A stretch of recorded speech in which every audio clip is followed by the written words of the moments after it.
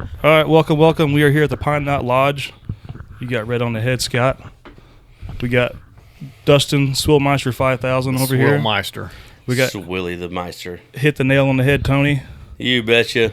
This is our fourth technical podcast. First time we actually got to get together. Mm-hmm. Kind of take it. Who the hell are you guys? You know Tony from Wreck Attack. Swilly's got me introduced with anything outdoor film-wise with Acorn Outdoors. Yeah. But other than that, I'll let you take it from there. Yeah, heck, I met Scott back in the day at the bow shop, and me and him's been buddies forever since. And heck, we always filmed and hunted together, so kind of grew from there. And here we are at the, what'd you call it, Pine Knot Lodge. Knot Lodge. It may change as I get a few more beer in me. It may turn into splinter cabin, or that's all I got.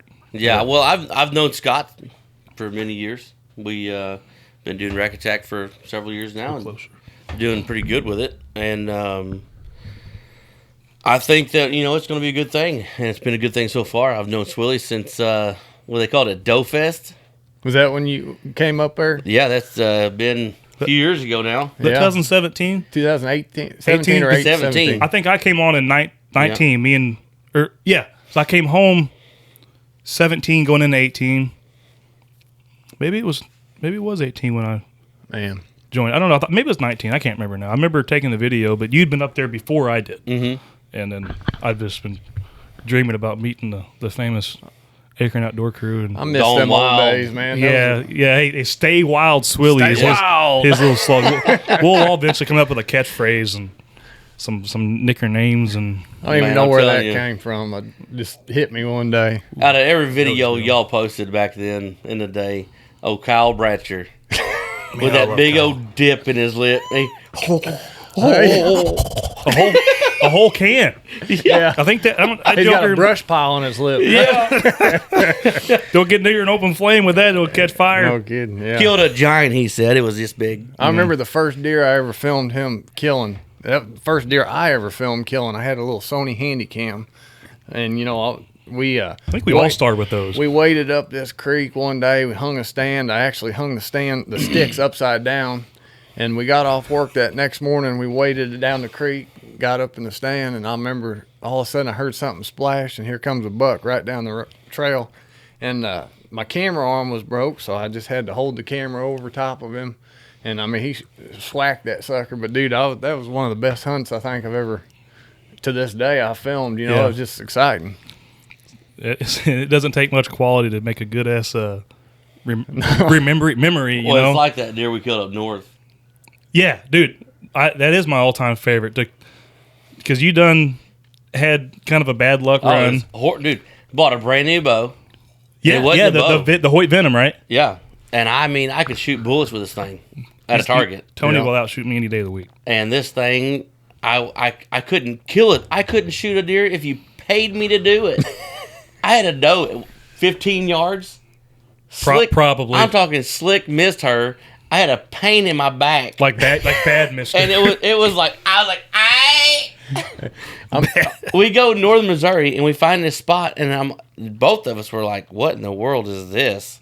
Because private ground, it looked like private ground, and it'd be public. Yeah, the public ground, it was private, and the fence would go right down the middle of a field. And there's cows. There's cows in the public part. We're scratching our head like Onyx says these are public cows. Yeah, I was thinking T-bones, but Scott told me no. I was gonna have him shoot one, but he'd missed the damn thing. Yeah, but no, we got in a tree. It was funny because we go down to find this spot, and I was like, "Yeah, I think we need to be right here because of these reasons." Scott's like, "No, let's kind of go over here because it's it's a little there was a ravine kind of right there, and it all kind of these fingers came out, and this main ravine came up to where we put the stand at."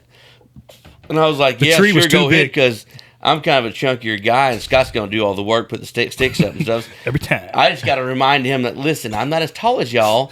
Keep the sticks down a little bit. Come on, I can get 20 feet on mine. I can get 12 with him. Exactly, And every now and then we got to add a couple extra sticks for me. But no, we got up in this stand, and everything was going great until it wasn't. And We saw deer immediately. We were in it. They were up in. There was actually a field. We could see a field up on this upper ridge, and deer were there. I mean, right off the bop, and then we saw a solid black possum. Yeah. That's wild. And I took my wrist off, my release off, and I'm like, I'm done. I'm Hung like, that bitch up. I am done hunting. Like I'm just gonna film. And I told Scott that I'll just film for you guys. And I'm just not luck. The luck is not in my favor this year. And all of a sudden, Scott says, "Hey, big buck coming, big buck coming." I was like, "Scott, now's not the time. I'm not really getting really." Don't play with me. He goes, "No, I'm serious. Big buck's coming." I was like, "Oh shoot!" So I get my release. I'm like, back right on. there's 35 yards, whatever. He's like, "Oh, he's not playing." So I pulled back. I remember pulling back, and he goes, "Shoot him for 30." I was like, "All right." So he stops. We actually thought we stopped this deer, but when you watch the video, he stops and checks the scrape. Mm-hmm. We didn't even know that scrape was there. No. Never saw it. And he stops and checks the scrape, and I shot him. And I was like, oh, I heart shot him. Perfect heart shot, boy. And we're both excited. He goes literally 10, 20 feet and then stops. Yeah. And I'm like, what in the world? And he starts backing up, and Scott's like, you got him, John. He's going down. He's going down. And he falls down. And I'm like, oh, perfect heart shot, He's baby. doing the wobble, baby, wobble. I did not heart shot that deer. It was one of the worst shots I've ever made on a deer. Right through the femoral artery. But I'm telling you, that deer didn't go 20 feet. No, literally, it landed almost in his tracks. Yeah. Like, he was on one little spot. I think he was on the inside of that ravine. And he, like, went down and up. And he stopped, like you said, and like almost like he wasn't even hit. He starts looking around, and the old ass starts wobbling on him. He rolls all the way back down. And we're getting down there. I can't remember who's seen him first. Like, where did you hit him? Because this was all clean. It shot that joker right through the hips, man. He didn't go 20. Yep. Yeah. I've shot a few deer like that. Yeah, I shot a deer like that 2 years ago. Buck came in below me, and I don't know why I missed him so bad, because, I mean, he was right there, and I shot. And when I shot, I seen the arrow go back, and it hit him. What do you mean missed him so bad? I killed that deer. Hang on a second. Let's go back. That sucker hit that deer, and next thing you know, I seen where the arrow hit, and I was like, crap, that ain't good. Yeah. Well, immediately I just see blood just flying, and that deer runs about 30 yards down the hill and just plow. I'm like, well, that was effective. I mean, it wasn't what I was trying to do, but yeah, I'll take lucky over good in that situation any day. Yeah, that's a heck of a shot right there. Logan shot one in the butt one time. We never did find that one, but most of the time, if you hit him in that back ham, usually that's a... Man, there's a big artery back there. Mm-hmm. Yes. Speaking of Logan, you guys remember when he fell out of the tree stand? Oh my goodness. Yeah. I think that was the first time Trevor came around the Acorn crew. Mm-hmm. Yeah, man. Yeah, that was bad. It was so hot. That was a serious deal. I'm like, well, did he have like a... Like, did he fall asleep? So, like, or? what it was Logan, he was... I kept telling him, I said, you need to go to the doctor, because every once in a while he'd get lightheaded, especially if he got worked up real bad going to the stand. He just came off of work. He'd worked nights. I don't think he had slept. Yeah. And probably drank a Monster. Yeah. And then he walked, didn't eat anything, and went out there to the stand, started getting lightheaded. Well, he didn't even tell Ethan anything. Ethan thought he was looking at something. Ethan said he was looking at him, and all of a sudden Logan started doing this number like that. So Ethan started looking, and next thing you know, he just falls out. I mean, that was scary. Thankfully, Ethan was there, because Logan's not a little guy, and he fell over. And, I mean, thankfully he had a safety horn. Yeah, exactly. Was he in a hang on at that point? Not in his climber then? Yeah, hang on. Yeah, because Ethan was in the saddle. Yep. Yeah, and then it happened like, I don't know, a little bit after that. Me and Logan went hunting, and heck, I climbed. We used all 4 of my sticks plus 2 of his sticks. So we was way up there, and we was over a creek. So, I mean, where Logan was sitting was, guarantee you way up there your standards, way up there my standards, or just... We was probably 40 foot up in the air. Yeah. Like, I mean, with that creek down there below us. That isn't going to happen. I'm hanging your set next week. I'm getting a nosebleed already. I ain't having Getting a nosebleed seats. Yeah. So, anyways, Logan up there. I ain't buying tickets. I'm sitting there, and Logan's here on my right. Next thing you know, Logan's here on my right. Or on my left, yeah. If your left hand. The snozzberries taste like snozzberries. But anyways, I just feel his arm slip around my leg and grab it, and I'm like, what are you doing? And he's like, I feel like I'm about to pass out. And I was like, oh, crap. So I reach around there, and I grab him by the chest. Well, Logan, he's a bigger dude. And that sucker, next thing you know, I just hear him. And I mean, he just passed smooth out, and I'm sitting there holding him back against the tree, and I was sitting there praying. I was like, God, give me the strength of Samson, because I was like, this is my best friend. I don't. Which he had his safety harness on, but you know, still, I was like scared to death. And after he woke up, I was like, dude, you have to go to the doctor. Mm-hmm. He's like, oh, it ain't that big of a deal. I just passed out. I was like, when you're 40 foot in a tree, that's a big deal, dude. If you're sitting on the toilet, yeah, it's not that big of a deal. But speaking of saddles, all right, so listen. So I was never a fan of saddles. You can ask Scott. Or Crocs. You Crocs. You had the same idea on Crocs. Same year, I think it was. I fell in, or maybe it was a year after, whatever. Year before. Was it? Yep. Okay, so saddles, I was never. First year at Bowfest. Yes. Yeah. So, that was we XOP. We found them guys. Tom Holland. Leyland. Tom Leyland. Yeah, Leyland. Tom Leyland. But anyhow, I was never a fan. I always felt unsafe. I didn't feel like I was secure to the tree, like, as a platform. A lot of guys these hunt out the, Lone Wolf, XOP. I mean, Walmart brands. Summit has some. I always enjoyed hunting a climber or just a lock on. I felt safe in that with the safety harness. Yeah.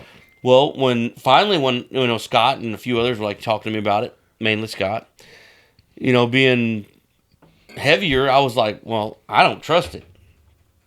And then I got the Bowfest up in their Superior, Wisconsin, and we sit there and they got me in it. XOP guys did. Remember us talking the Dustin, that guy that's like 350, 6 foot.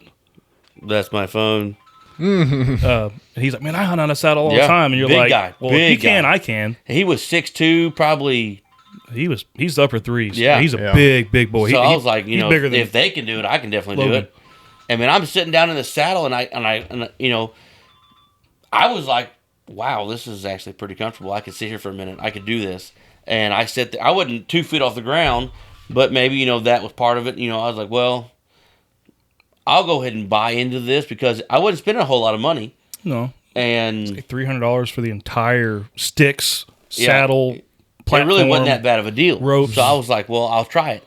Well, then I fell in love with it. So now even when I hunt out of a lock on, I still use my saddle. That's what I've been doing if I'm in one of my hang sets. Everybody's like, why do you do that? I'm like, I have the best of both worlds now. Yeah, absolutely. And I said, I'll sit here in this stand and use it as a safety harness. Yeah. But now if I have to make a shot, I know I can stand on the tip of this platform and lean back and kind of get over and still kind of get a shot that I normally would never even think about taking. But I know this setup is made for that.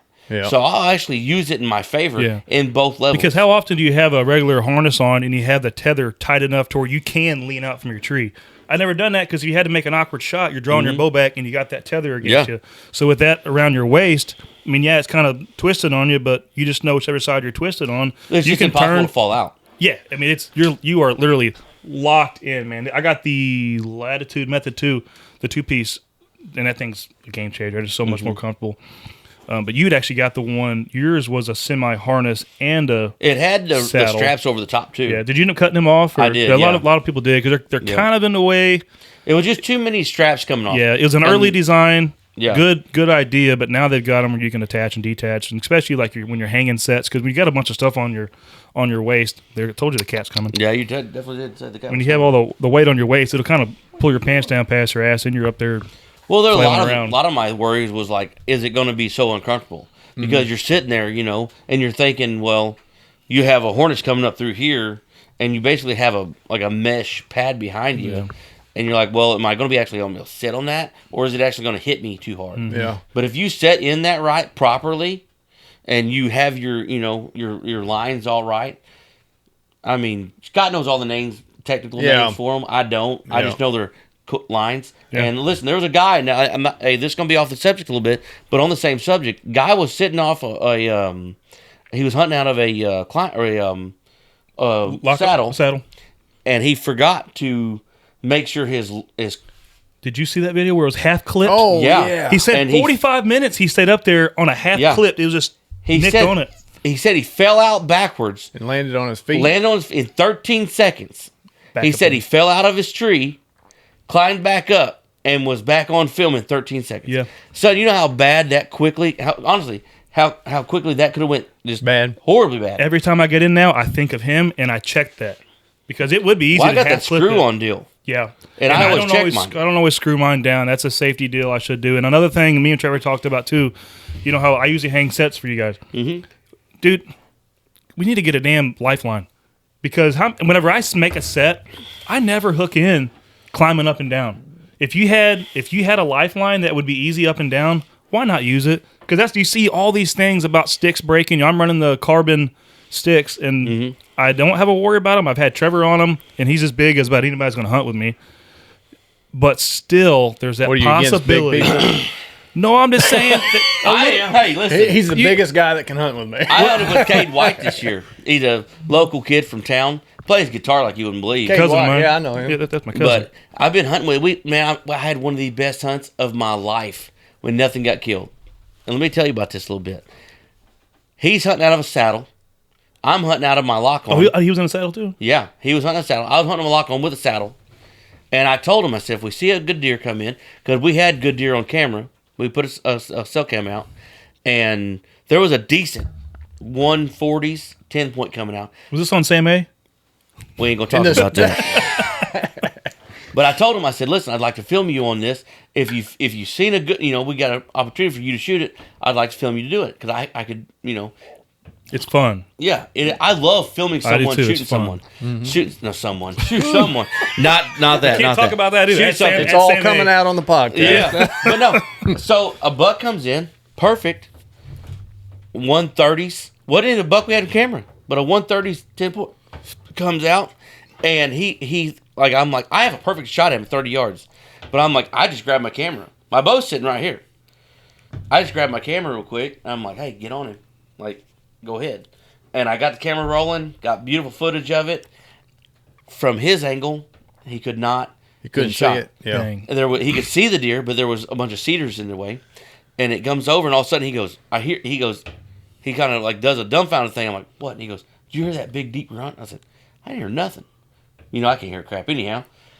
And all of a sudden I was like, I grabbed my gun crawl that we have made from Mission Game Calls. Yeah, Matt Ward, Mission Game Calls. And I did a real low grunt, just one solid, long, low grunt. And all of a sudden I hear, wah. I was like, oh, I heard that time. Dang, he was growling at you, man. And this thing comes off his hill pissed. I mean, he was mad.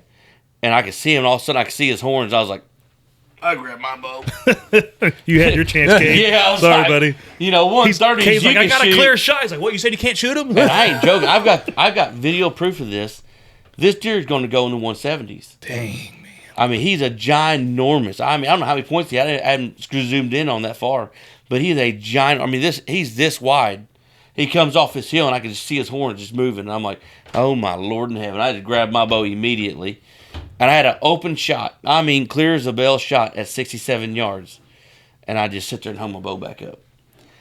And I'm like, and Kate's like, why did you shoot him? I was like, at 67 yards. It's kind of pushing it. Anything. Especially absolutely anything. In the woods, too, right? So and I'm not saying I can't make that shot on a target. Yeah, exactly. But it is not worth shooting any animal, doe or buck or turkey, whatever, and wounding that animal and not knowing for 100% fact that you put a vital shot on that deer. Yeah. Because you owe it to that animal. Absolutely. Yeah, that happened to me actually this year. It was a week before gun season. But we had video of it, and it was amazing. Sorry. Yeah, I had a really good 8-pointer come in, and I mean he would have been the biggest buck I ever shot. Big old chocolate hornsucker. And anyways, he got out there, and I thought he was going to come left right in front of me. But he didn't. He turned right. But he was out in the open timber. But he was about 60-something yards like that. And I remember I drew down on that sucker, and I was looking at him. And I was like, man. I was like, I'm not just going to fling one at him. Like, I mean, that's too big. Yeah. I'd rather, just not shoot at him and say I seen him. But, yeah, that's a hard decision to make sometimes. Yeah, well, you got to think of it like this, honestly. How many times at 30 yards has something happened? Yeah. All the time. That you pulled back and you're so confident at 20 and 30. If we're shooting at a target, I promise you, any three of us are going to shoot. I keep a target at 70 yards in the yard and I'm pinning it. We're going to do just fine. Yeah. But you pull the back and all of a sudden you shoot and he balks or steps forward or he sits or something happens and you're like, I just shot him back high. Yeah. In no man's land. Well, when you're in just like Alexa did that bucket you killed. Yeah, absolutely. Yeah, I mean that deer literally she would have killed that deer, but he stepped forward and set. He was 32 yards when I shot him, and you look where it was going to go. It would have been right behind the shoulder. He lunged forward, ended up being back, and I had had to let him lay overnight. And in the moment like that, when you're looking, like you don't see those small little, twigs that are there. You got tunnel vision. Yeah, you're just seeing that big buck out there. So that's what. But it sucks. And that's the same thing about like filming hunts. That's the hard thing about filming hunts is because like a dandy will come down, and if you really want to get it on camera, you got to do what you got to do. Yeah. And sometimes the guy that's hunting can't see what you're seeing. Yeah. And so you're like trying to like shoot him. Even if it's me and you side by side in a tree. Talk about how hard it is to film a deer hunt. I love, with a passion in my soul, to turkey hunt. Oh, yeah. But I have a problem on self-filming. It's hard. Yeah. A turkey hunt. Because I am focused on killing that bird. And I know, in my mind, I can call that bird in, but I need to be as still and as quiet as I can be. And it's just embedded in my head. Don't move. Yeah. Only move when you have to. And I called a bird in for a buddy of mine, real good friend of mine, Joey Helm. Yeah. Called this bird off out of the bottom of this hill, came all the way up. I had a clear shot at this turkey. But my gun was sitting across my lap because I love calling birds in for other people. Mm-hmm. Yeah. And bird comes over, and he shoots at it, misses. I didn't get upset. I was like, hey, let's go get another one. I had a camera sit in front of me, never turned on. Yep. Well, that's like Alton. Man, when that dude's a killer. Yeah. And when a big buck, not a filmer. When a big buck starts I don't know him. You don't know Alton? I don't know Alton, but you know what I know him by? What? Being a killer. Yeah. Mikey Morey. The guy that can read maps better Mikey than anybody. Morey says he talks highly of this guy. Yeah, he's a killer. And Mikey, I'll tell you, Mikey's one of what I would call an outdoorsman. Yeah, he's a hell of an outdoorsman. Too. Yeah. No, but like I've never met somebody that is as confident about any foresees things that I like. I mean, I can read deer sign and stuff like that, but I'll never forget. It was I can't remember, a couple years ago, but we went up there to Deer Ridge in August, and he was looking at a map on his phone, and he's like, I'm gonna kill a big buck out of this field. He's like, I want to go up there and scout it first and see what it looks like, because he's like, if that field right there is beans, he's like, I'll kill a good one out of it. And I was like, I'm thinking to myself, man. Was it the pear tree? No. See, that's our kind of luck. We hunt cool setups. We're dropping pears out of the tree to make them think over here, dude. But no, like we. You can find a great setup, but you can't shoot your camera. Yeah. We go up there in August though, anyways, and we're walking up there, and I'm walking around the edge of the field with him, and there's scrape here, the deer sign here, and all of a sudden we get to this one spot. They're like, I don't know what he saw. It wasn't like super sign or nothing like that, but he just looks up, sees this tree, and he's like, that's the tree right there I'm going to kill my big buck out of. And I was like, yeah, you're cocky. I'm like, you don't know that. Tell me another one. Yeah. Opening night, he calls me on the phone. He's like, I just shot a giant. And he's like, I'm like, no way. And yeah, it was 150-inch deer. And he said I had a 140-inch deer come up to the base right before that, too. And I'm like, golly. It's so hard to overthink things and try to get in that state, but he just does it naturally. I know. I don't. He seriously, like, I'll be honest, though. I think, and this is just my opinion, everybody can have their own opinion. I think a lot of people overthink it. I know that. Yeah, for sure. I'm one of those guys. Looking at my cell cam pictures and going, there's nothing here. Whenever I shot that buck this year, he walked right by my camera. Never had him on camera. So many people that hunt their trail cameras. Mm-hmm. Absolutely. Do you know how many deer cross that area that's not on your camera? Mm-hmm. Yep. Stop hunting your cameras. Yep. Everybody thinks if that deer's not on camera, he's not there. Yep. That is the biggest crock of crap. Yep. But same way with hunting over scrapes. Well, a lot of times a buck makes a scrape or checks it, he may not come back to it, but he's somewhere in the area smelling it, looking for it. The only time that I will ever watch my camera as far as if it's on a scrape is right after a rain. Refreshing it. They're going to go back in there and touch them up. I learned something this year, just listening to another podcast. I always thought rain took away scent. It sparks it. Really? They say if you ever kill a deer and it's raining that night, as long as it ain't pouring rain, and you think, man, I can't get a dog out here because the scent's gone, They said no. And I was listening to trackers. They said the water actually, to us, we don't smell it. Well, there's a different gland that a deer puts off. They do. When it's I hit. can't smell it when it's dry. I know. But have you ever been in a tree also, and you're like, there's a buck close? Yeah. Oh, yeah. Dude. A buck that's rutting hard will stink. I smelt it a few times this year. Luckily, they didn't get within range because I would have tried to miss them. But, yeah, I smelt it a few times. And the more you get into that, like, it clicks on you. I may have smelt that all the time growing up and not had any idea. But I'll be honest, though. You keep doing this honorable deal. And I've told several people local about this. You bow hunt every year during rifle season. And in honor of that, and I've said this before, and in honor of you doing that, during bow season, I'll go ahead and just use my rifle. All right? To each their own. All the Orange Army out there, we're going to hold strong. Hey, this year it wouldn't have mattered. I had a Game freaking... wardens were just joking. Don't come to the Pine Knot Lodge. Yeah. No, I didn't even do rifles. How was you guys' rifle season? Mine was about piss poor as piss poor can get. So here's my deal. And I say this more than I don't. Making memories. Mm-hmm. Absolutely. So my boy Jace loves hunting. I never heard any update on him if he had any kind of... He did. He got a doe. Oh, yeah, he did get a doe, yeah. But hey, we listen. posted, I forgot. I'll go back to that, but I'm very proud of him. Yep. Very proud of him for many reasons, though. And hunting, it doesn't have to be one of them. But opening morning this year, during the youth season... He passes on several does, several small bucks, wanting a good buck, and I honor that. Mm-hmm. Well, he's also killed a few deer. He has killed a few deer, and he's good, and he's a good hunter. Yeah. I let him read sign. I let him tell me where I will pass a scrape up and a rub up just to let him hear him say it. Yeah. I want him to find it. Yeah. You know, shed's the same way. I'll pass a shed up 100 times. I want him to find it because he is looking. Take me next time. Yeah. Can't find sheds for nothing. I say that to Mikey.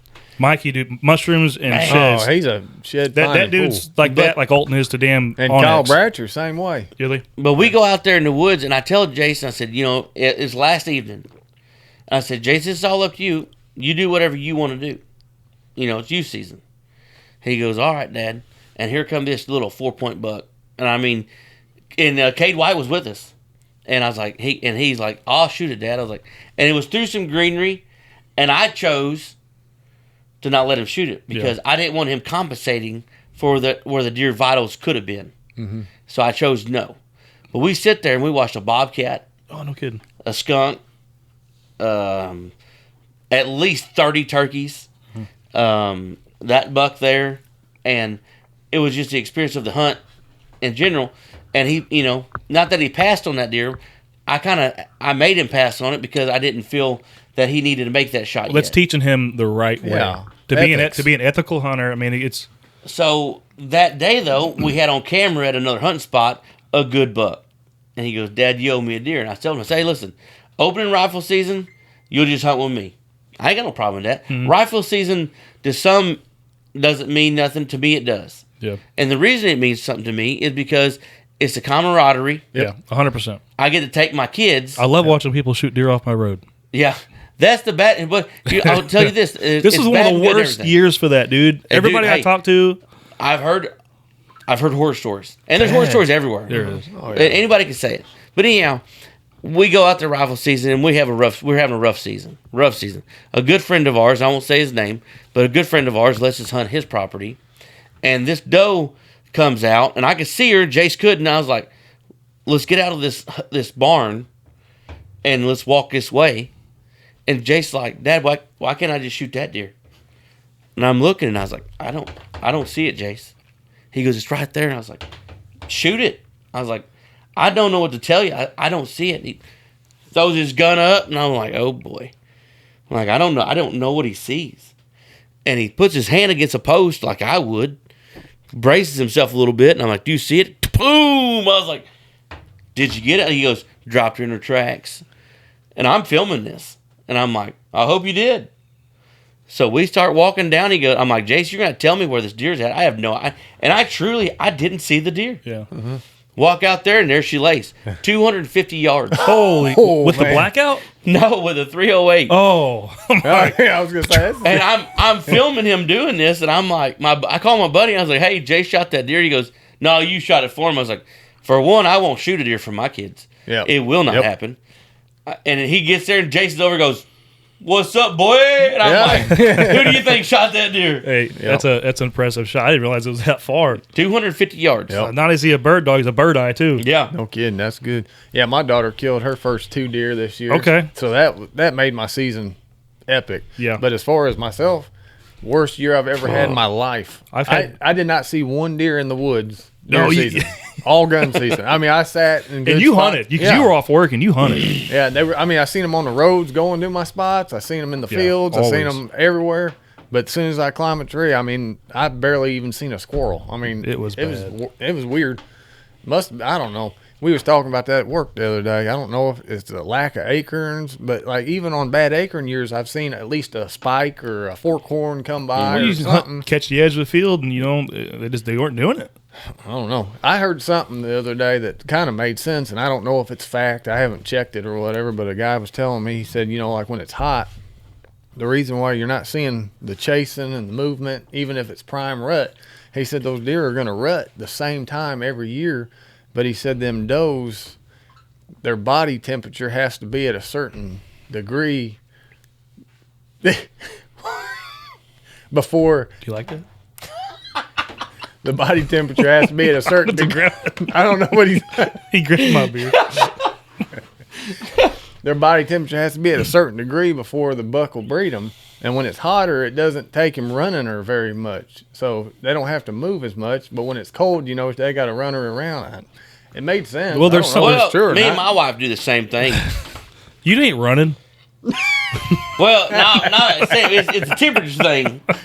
If you see me running, you best run too. Oh, shoot. Big bear. Yeah. I promise you. He drank all of it. Well, I did it on purpose. That's what she was laughing at. I was like, I thought I was saying something funny about doe's body temperature. I can see it making sense. There's something in their system that has to do something to let them. It's called estrogen. Yeah. Ain't got any. But this year I really had to focus on my mindset because that's what I've been battling. It's easy for a guy that hunts to look at social media when you're having a year like I had. Yeah. And you're seeing all these big bucks and you're like, gosh dang, it kind of puts you in a down mood or something like that. But then I remember one day I was up there on the top of the ridge and the sun was coming up over and I was like, thank you, God. I was like, thank you for giving me the 2 legs and the working body to be able to climb this ridge. Absolutely. To be able to enjoy this. There's a guy I know, Cole Wallace. Mm-hmm. By far one of the best turkey callers I've ever heard in my life. And we're going to have him on this podcast eventually. But when he kills an animal, it's not the fact that he killed the animal, it's the story behind it. Because he'll write this post out, and he does it on his Facebook and stuff, but he'll send you even a private message, and it'll be this long. Mm-hmm. Yeah. But the reason it's this long, he tells you line for line. You will feel as if you were in the moment with him. Yep. And to hear him tell a story is just, it's magical. Because you feel like you can close your eyes and feel like you're there. Yep. We don't get that anymore because everything's a 5-second deal. You go on your TikTok or Instagram, Facebook. Like when you make a video, nobody really wants to watch the 20-minute video. I do. I hate TikTok. I hate it. I love TikTok, but I love it for different reasons because I hate Facebook because all the drama and all the bullcrap. Yeah. TikTok's just kind of funny. Instagram and TikTok's usually what I want to watch. But it's hard to get in the moment and have actually people do that and write it out. And I'll be the first one to say, some people I'll just scroll through, and not read it. But if you ever actually sit down and take the time, especially since you understand completely what he's talking about, like I said, you can picture it. You can hear the wind coming out of the north. You can hear that squirrel in the leaves that you thought was a deer that pissed you off because it was 2 squirrels and not a big buck. Like it gets you in the moment without having to actually. But have you ever just sit there and look at Facebook and see someone that killed a giant? Like, man, heck yeah, that guy did it. Yeah, you can almost tell by the face. Eddie Hovis. Just throw names out. A friend of mine I went to school with. His name's Andy Hovis. It's his dad. Eddie. Oh, okay. He killed a really good deer this year. And when I seen that, it made my heart so happy. And like Cole Wallace killed a good deer this year. Yep. So I met him the night he Cody shot Crocker. that buck. Well, he shot two. Yeah, Cody Crocker killed a good. And when you seen guys that honestly, in my mind, it's not that they're any better than anybody else. It's just like they earned it. Yeah. You know, they put that work in. Not that they kill a great deer every year. They may kill a small. Now I'm not saying Cody Crocker. No, Cody Crocker killed a giant every year.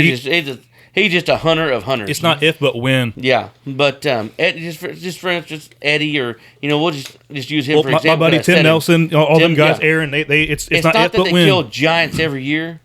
They'll kill something every year, but they do it to feed their families. Oh, yeah. They love the meat, but they also love the fact of being in the woods. Yep. Mm-hmm. I think a lot of people forget about why we're really out there. Yep, it's easy to do. It's so easy to do. Well, the thing I was thinking about, the Bible says that, the love of money is the root of all evil. And it's just funny that, a male deer is called a buck. A dollar bill is called a buck. And I think you can get in the same mindset. Like, for instance, I heard a story of a guy that he was, watching this buck all summer long. Well, somebody else ended up killing him.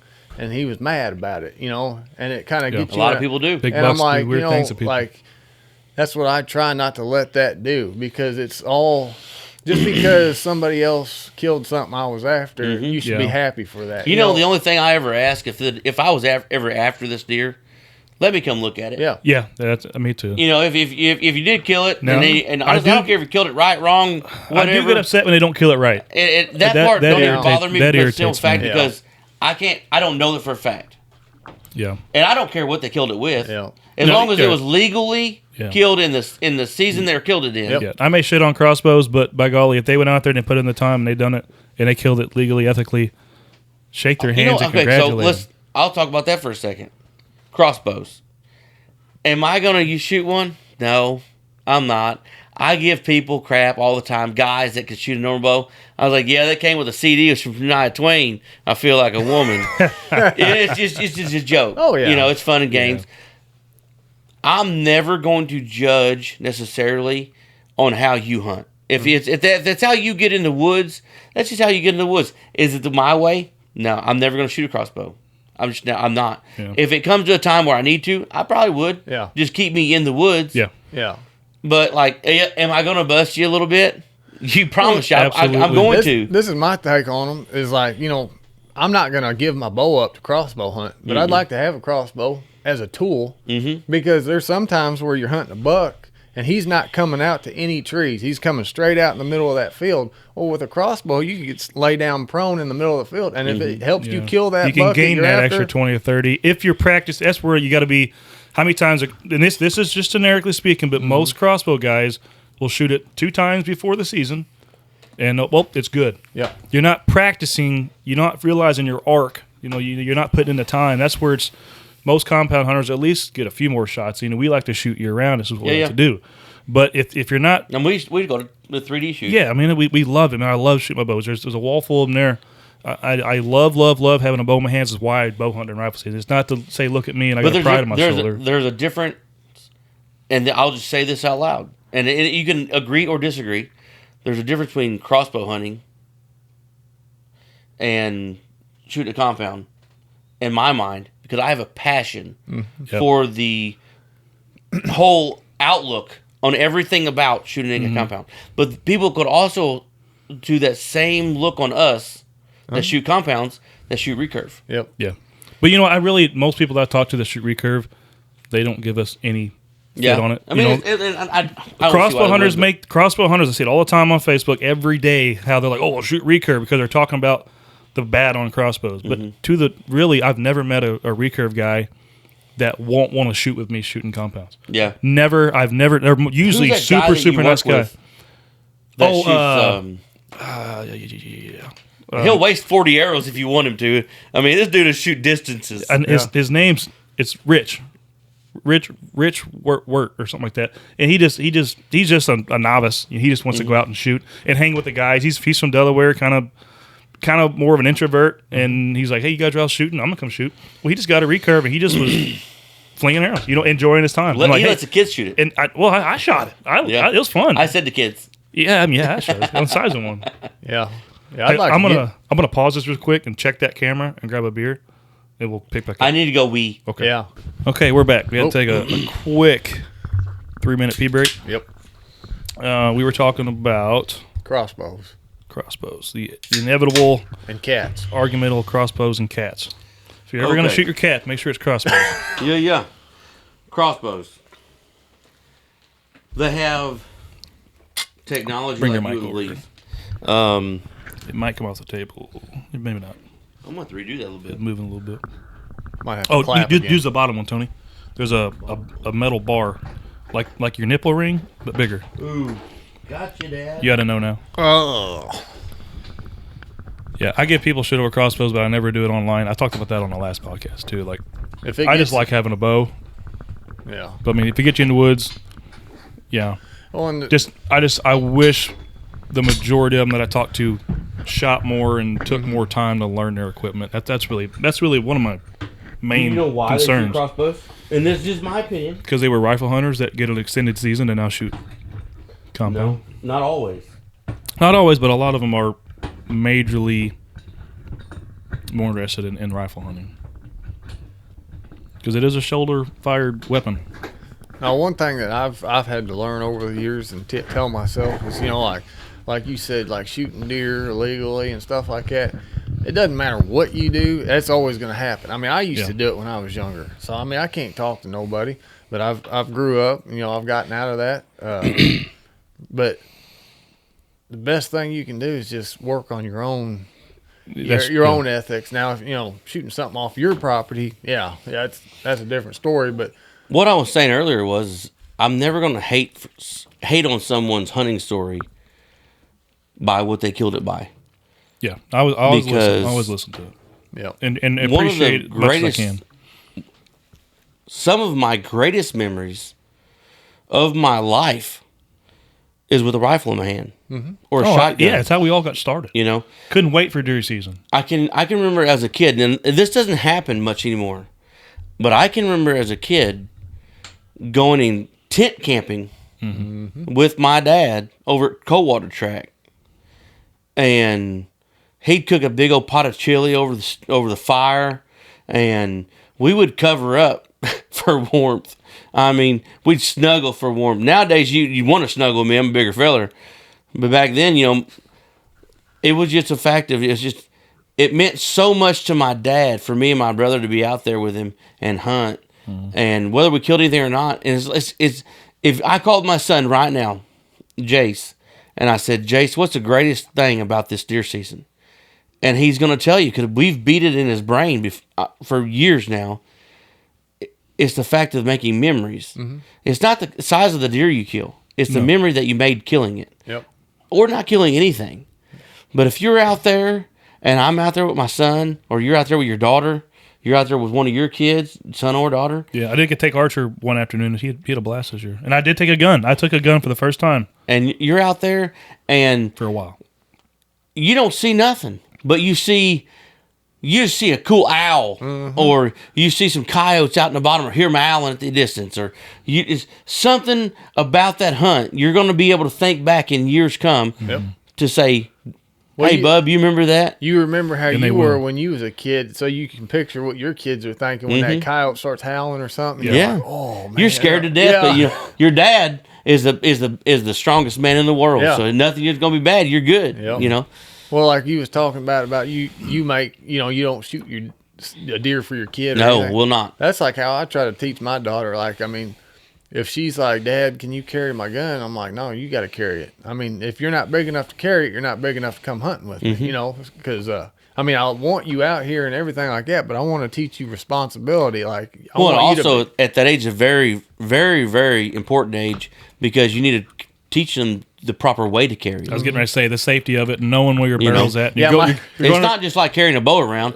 Yeah, we all protect our bows with our lives, but a lot of people just grab their old gun, throw it in the truck, and they just, Yeah, my daughter this year, she was carrying the AR, and on her back. And when she shot her second deer, she got so excited. She was running after it, and she just pulled that sucker off. And I mean, she didn't throw it, but she put it down pretty heavy.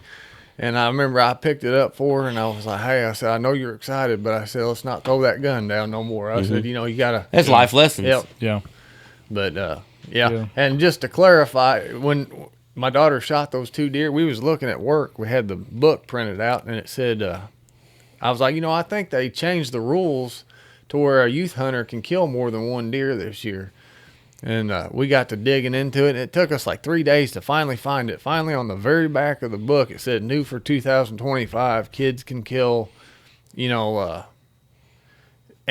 tag, fill their antlerless tags with their any deer tag. One of the extra tags. And when I posted the picture of her with the 2 deer on my Snapchat story, I don't know how many people commented on there like, bro, you better take that off. They can only kill 1 deer. I was like, no, I said, they did just change the rule. I didn't realize we could do that in Wayne County because I let a deer walk open in the morning, a little doe. I was going to stick it underneath me, and Michael Allen had messaged me with a doe. Man, I wish I could kill a doe.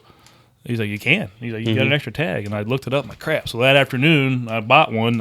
I might have got red flag, but I got it on film and everything. Like, I bought the tag, and 2 hours later, I stuck another doe right underneath me. Yeah. And I don't care if my daughter shoots a buck or a doe. Yeah. It doesn't matter to me because it doesn't matter to her. Brown, it's down for them, and they're going to be whatever excites you. I'll be honest, though. Everybody who looks at that game board, they're like, oh, he's evil. He's evil. But if you do it in the right way, he ain't no more evil than us. Oh, yeah. Yeah. You know what I mean? If you do it the way you're supposed to do it, he's going to be just as happy for you as anybody else. Yep. But if you do it in the wrong way, he's the guy that's going to get you. And then I wish he would get more people than he doesn't. Yeah. But, you had big problems this year on your farm. Big problems. And shooting from the road is not just wrong, but it's dangerous. Yep. Yeah, there was people on both sides. Whether or not I found out he wasn't shooting at us, but there was a guy up in the woods that had hunted that day directly up there on top of Dump Hill. So regardless, he shot towards somebody. You don't know. And it was almost was it dark. Daylight or It was like the last probably 20, 30 minutes of dark. It was a cloudy day anyway. You couldn't see if somebody had an orange up in the woods. Then he drove in the field, picked it up, and hauled ass out. And that shit irritates me. I hope to God he was just hungry and needed a doe and not shooting for a trophy. But on that note right there itself, it's hard to see someone at that distance, that light, with orange on. I really tell people all the time that hunt with no orange on. Man, even if you're on your own land and no one should be there, wear some orange. Yep. Absolutely. It's there for a reason. Yep. Even if you're bow hunting during and that I time. promise you, and I have video proof from days on end of me sitting in a stand with deer sitting right there, and I'm blazed orange out. Oh, yeah. And they ain't looking at me. Yep. They're fine. If I'm scented down good, and if I'm sprayed down good for scent, and I got my wind right, them deer down there don't know I'm here. Yep. Yeah. You know what I mean? It's people need to stop thinking about, I need a camo. I need to look cool in the stand. I got a buddy I work with. He's a cow farmer. He wears Wrangler jeans, boots, a flannel shirt, and a vest. He kills deer all the time. Yeah. Did you guys see that grandpa this year with that monster buck? He had blue jeans on, a flannel shirt with an orange vest and orange hat, and he killed it off the ground. Older gentleman, and I mean a 160, 170 class deer. And in my mind, that's called a giant. Yeah. Well, that's what gets me the older I get is the hunting industry. It puts so much emphasis on like products. Yeah. That it takes away from the woodsmanship, the hunting of it. Some of that stuff's cool and it works. It helps, I think. But you don't need that. If you want to go hunting, like learn where the wind's going. Learn to set up and try to, I will agree with you, but disagree. And the reason I say I disagree, so many people get wrapped up in that. I got to have this. I've got to have that. The wind's got to be this. The wind's got to, exactly. I have to be this. I can't hunt here. I can't hunt there. And then they don't go hunting. Yeah. Yeah. Yeah, I will say that too. At that time of year, you just go down there and hunt. When it's in that rut, yes, and I'm just going to tell you out loud. That's also why people can kill wearing flannels and blue jeans too. Yeah. And people say, I'm smoking a cigarette on a log. Yeah. If they're in the rut and they're getting pushed by Joe Smo over here, if you're hunting that deer in say second week of October, you may get lucky. Mm-hmm. You're not going to be consistent. But that's just it. Luck has a lot to do with all hunts. That's what a lot of rifle season is people come out of the woodworks and they go out and have fun, and some of them get lucky with some big bucks, and I can't even see a damn deer, and like, do I know at all what I'm doing? Yeah, that buck I shot that I told you I hit in the back cam. Oh boy. What are you doing, buddy? I thought that was Alexa. I smoked back in the day, and I remember I was smoking a cigarette when they come out of the thicket, and all of a sudden I just turned around and I put the cigarette out in the tree right there and stuffed it up in the bark like that, and grabbed my bow and shot it, and then pulled it out after I shot it. Just finished it. But so I mean, it ain't. I don't think anything about hunting has to be. You have to do anything. You just go out there. Well, Fred Bear says, "Well, the best camouflage is being quiet and sitting still." Yep. I have a message for anybody that's out there. If you got a kid or a younger adult or anybody, even someone our age, that wants to go hunting, wants to learn hunting, take them. Mm-hmm. What's the worst thing that it could happen that day? You didn't see nothing. Big buck. Well, the one target. That could happen too. But don't take them in that spot. But take them hunting. Yeah, take them shed hunting. Yep. That is one of the greatest things that me and my kids can do. We'll get on the side by side, and we'll get over there and drive, and then walk a field. I mean, it's like Easter egg hunting for adults. Yeah. Well, and they're closer to the ground, so they can see them better. Well, that's why I find so many. Yeah, you are closer to the ground. No, shed hunting is especially good because you're out there. You're kind of getting the mushroom season. You can really see the winter worn down signs. All the old rubs, and you're not quite so worried about busting deer at that point. I mean, I find a lot of sheds turkey hunting. Yeah, I'm not looking for them. That's whenever I find them, but I'm not looking for them. Or mushroom hunting. You know what my favorite thing to find turkey hunting is? This is a perfect day to me. I mean, this. I'm going to describe the perfect day in April. You're out there early morning, blanging old fucking Tom head, and then find about 100 mushrooms. Oh, yeah. Woo, Daddy. And then you go home after you find all them, get in the boat, go to the lake, catch you a mess of crappie. About 30 crappie. Son, there ain't nothing better on the stove than fried crappie, fried mushrooms, and a little fried turkey that breast. happened to me and Logan about 2 years ago. We was turkey hunting, and we say fried one more time? We set up on on this turkey, and I went down a little bit, and when I come walking, we ended up not killing the bird. He went on to private, but when I went walking back to Logan, he's like, "Dude, look, I just set up next to this big old oak tree, and I mean there was a cluster of probably like 4 or 5 just giant morels right there." I was like, "Hey, that's a win." Yeah, right we're there, not going back empty-handed. Yeah, dump them suckers in your hat. I've stopped a lot of turkey hunting going to look for mushrooms. And I don't even like mushrooms. It's just fun, and most people I know love them. So I've been taking my daughter mushroom hunting since she was probably 2 years old, and she could find them back when she was 2 years old because I guess low to the ground. There. She'd like look and point and find them. Yeah. The greatest thing though is I can look back on memories of my first turkey, or Scott's first Rio that he shot in the titties. I'll never forget that one. I called a turkey in for several people. I've called more turkeys in for other people than I have myself, I think, and I enjoy it more, honestly. Mm-hmm. And you actually get to see the hunt better. Yep. You really do. But like it's when you see a kid kill his first turkey, it's magical. Yeah. So I called a turkey in for a boy named Zach Joy.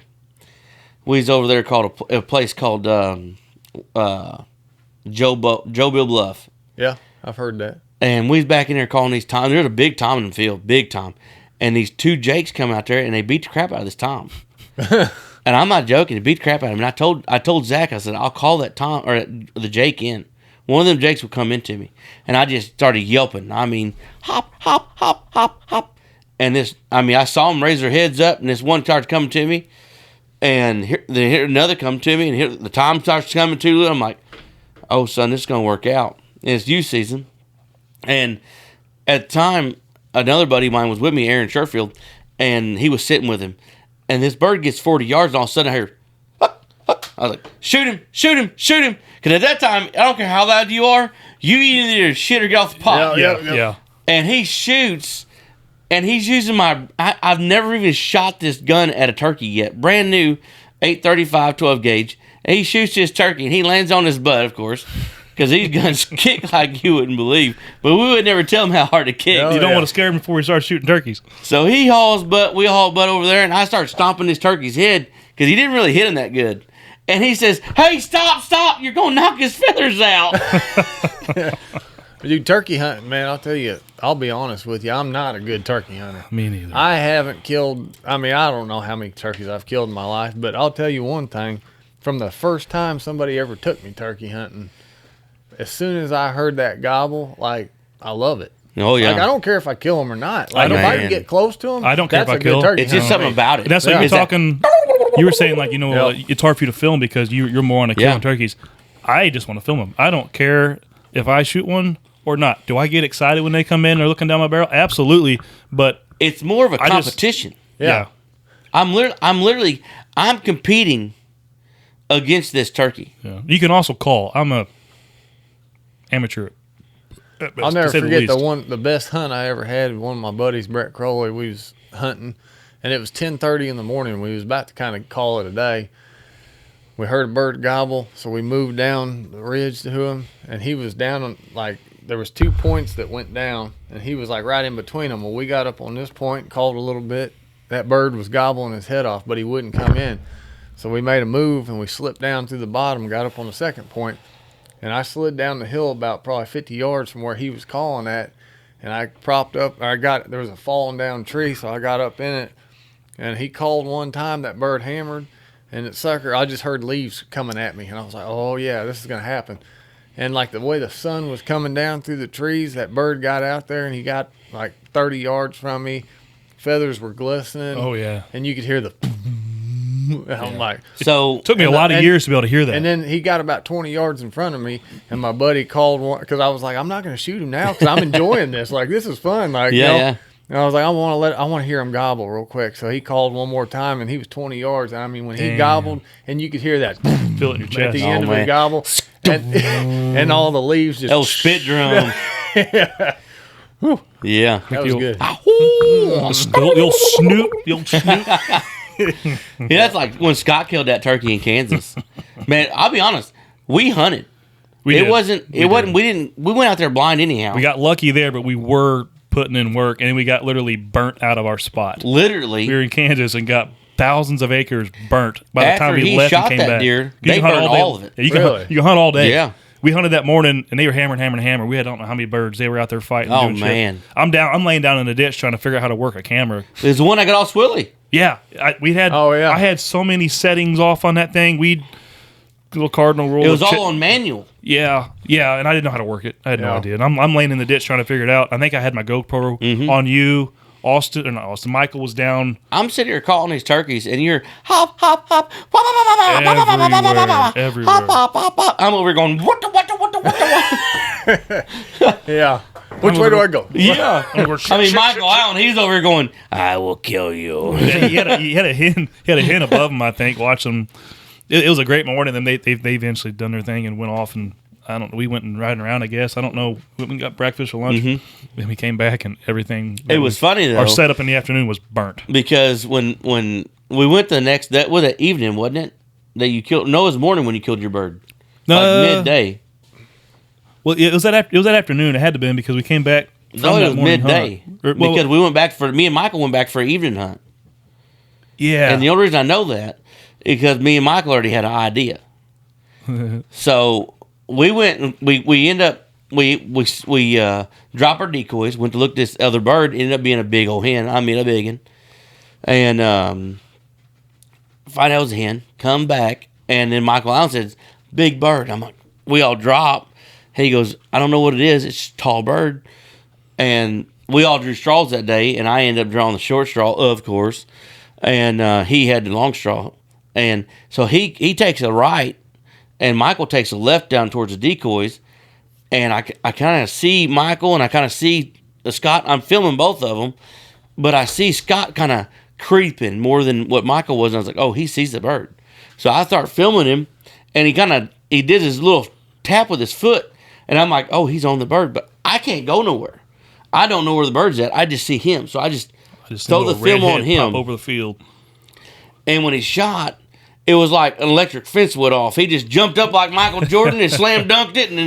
And then Michael comes over running. He goes, "Oh, it's moving!" And Scott throws his gun back up. I was about to shoot it again. And we over and knock, we stomp his head a little bit, and come to find out it was a triple bearded Rio. Yeah. It was 4 beers, but I shot one of them off. Well, I can promise you, he wants to blame me for the shells, but it's whatever.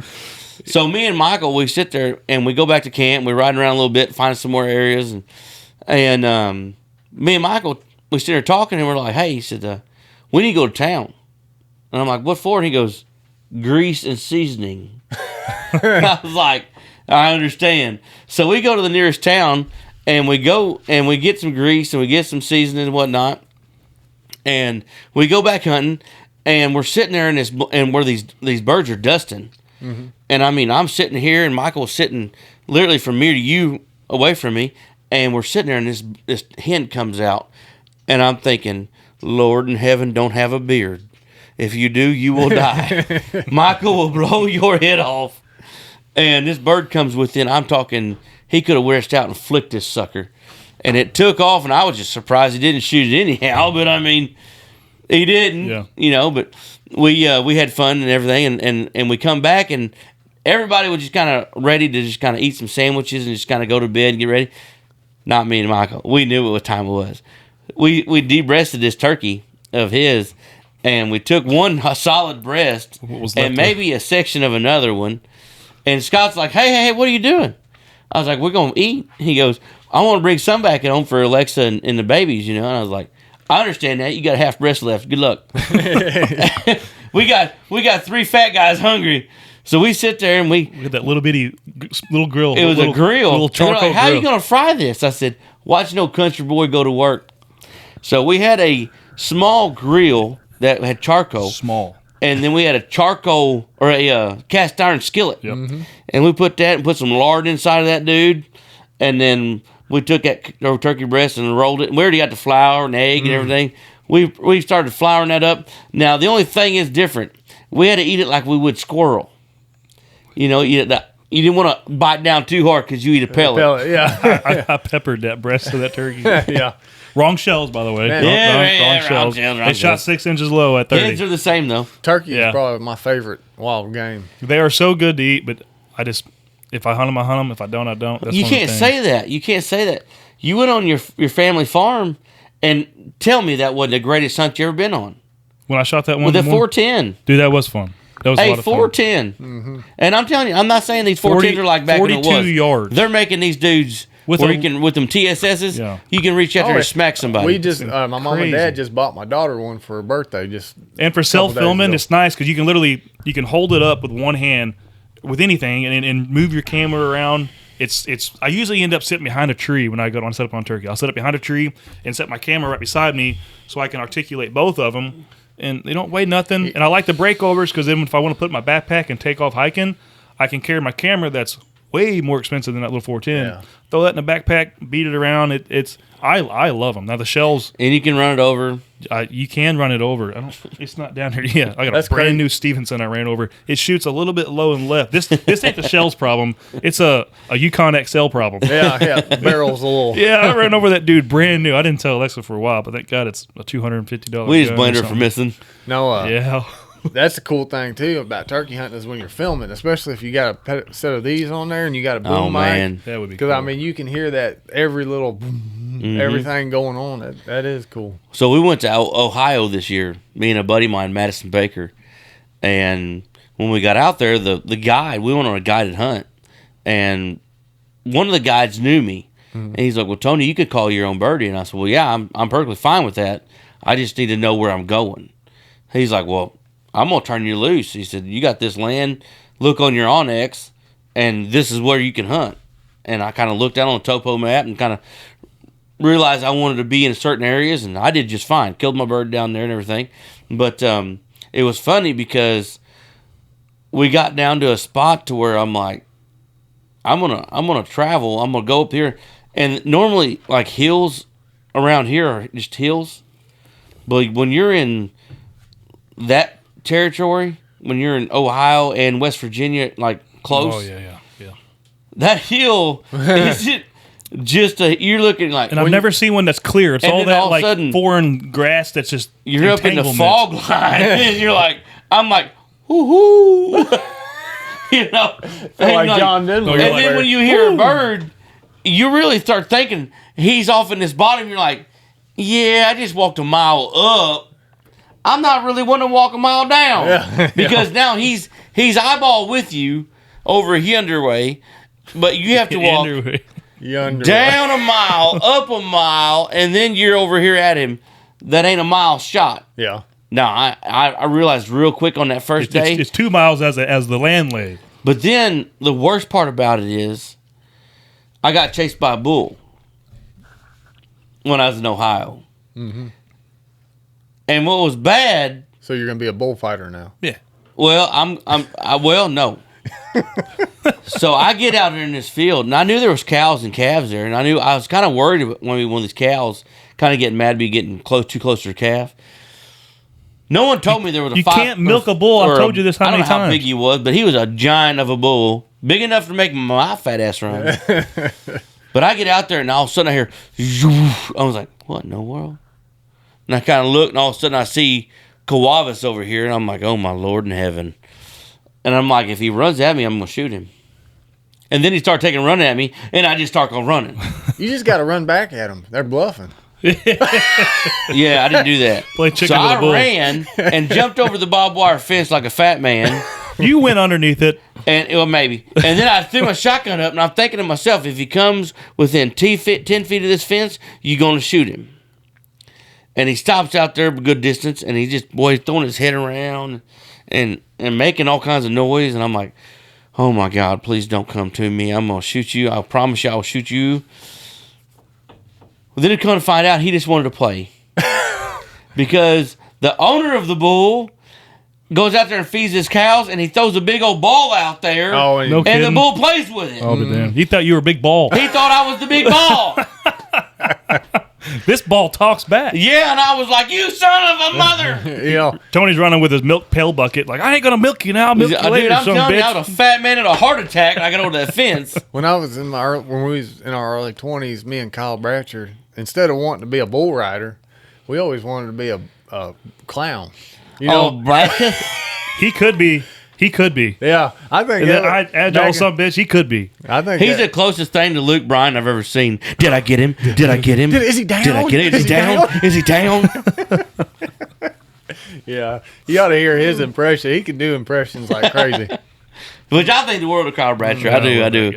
But I miss that old boy. But yeah, he cracks me up on that video a lot. Yeah, but that's funny. I can't believe. I'm glad we didn't live our dreams back in the day. You know, we consider ourselves outdoorsmen. What do you guys think of the whole gigging season coming? We're in gigging season, dude. I'm ready to go. I gotta get to it. Van Buren, call my name, Dad. Yeah. I'm ready. Do you have gigging rails on your boat? Oh yeah, we're ready. We're ready to go. Yeah, we need to do it. It's now that it's especially since it's dark a little earlier. I'm still gonna be bow hunting, but we can get done and we can go. Let's go. Let's put it at Markham Springs sometime. We can do that too. That's right down the road. We take our boats out there, and then when we come back, we're fat people.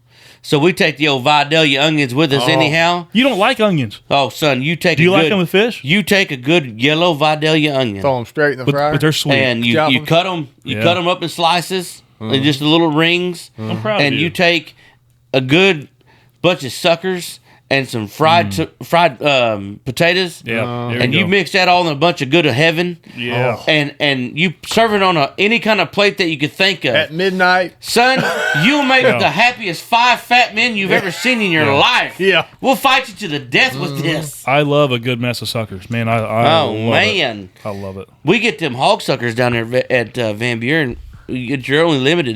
You're limited how many you can kill, but you can kill yellow suckers and hog suckers, and every now and then you get lucky and get one of them red horses. Yeah. And they're bigger. And a lot of people don't eat them, but they're good eating. Yeah. Which we have we got a score machine. Yeah.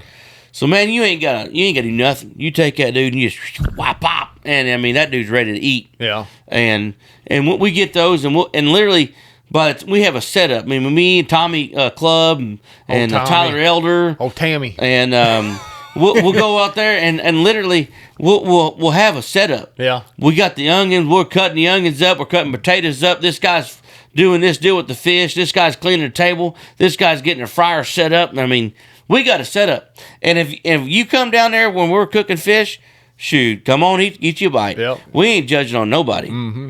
Yeah.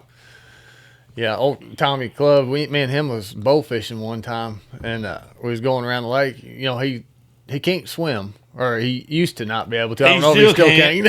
But we was going around I took him kayaking. And I was driving the boat, and he was up there, you know, looking down in the water for fish. And he's scared to death of snakes, too. Oh, my God, and so yes. I seen this snake up in a limb like that, and I just kind of eased the boat over there, and I was like, Tommy, right there. That sucker ran to the back of the boat, got up by the motor. He's like, you better get me out of here. So we got a pet snake at our house. Yeah. And me and Tommy are really good friends. Mm-hmm.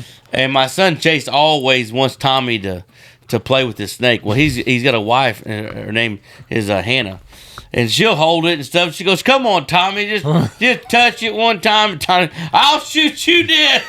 Yeah.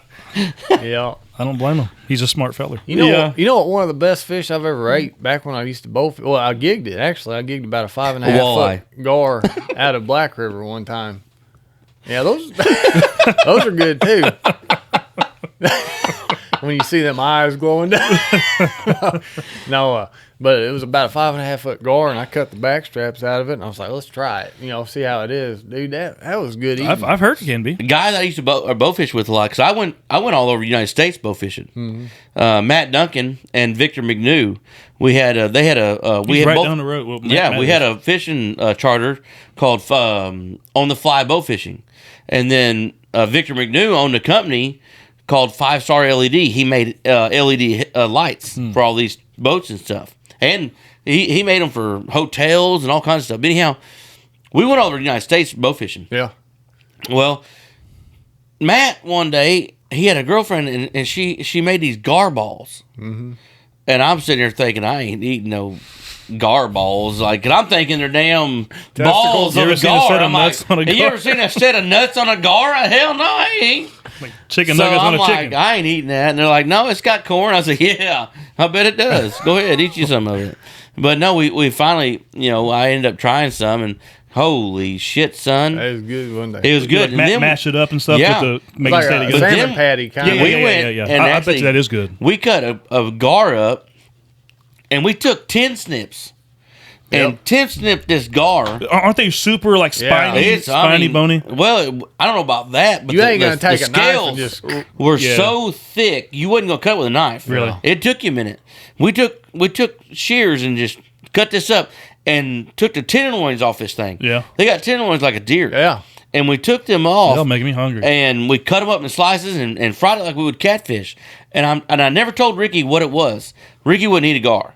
I mean, would not. Really? Will she eat suckers? Oh, yeah. I mean, suckers are bottom feeders. But no, she loves suckers. The gar eat nothing but live fish. But she just thought it was disgusting to eat a gar. I'd try it at least. And so anyhow, I told her it was catfish. And boy, she ate a few pieces. Man, this is really good. This is really good. I said, well, I'm glad you liked it. It's gar. And she, I ain't eating that. I'm like, too late now. It's funny how some people like just the thought of the food is what ruins it for them. Like as long as my I grandma like and them back in the day used to can buffalo drums. I've heard of buffalo ribs. Yeah. I was watching a show one time. I can't remember what it was called, like Hunt Chef or something, where he'd kill animals and then he'd cook them. Is it meat eater? No, it was kind of like meat that. Eater. That's Steve Arnella. Yeah. But he shot a coyote one time. Cut the back straps out of the coyote. Yeah. Sliced it up. Seasoned it up. Did his prep on it. And then he fried it up, and he had like some other type of meat, and I can't remember what it was, but he had somebody come. He didn't know what the meat was, and he's like, here, try this and try this. And he took a bite, and that guy was like, I like that meat. And he's like, you know what that is, right? And he's like, no. And he's like, coyote. I'll be damned. And I was like, that right there tells you if you cook, most meat, if you know how to cook. Mike Allen, meat. Yeah. Guy from Greenville. And I'll say this just because he is probably one of the most outdoorsmen I've ever met in my life.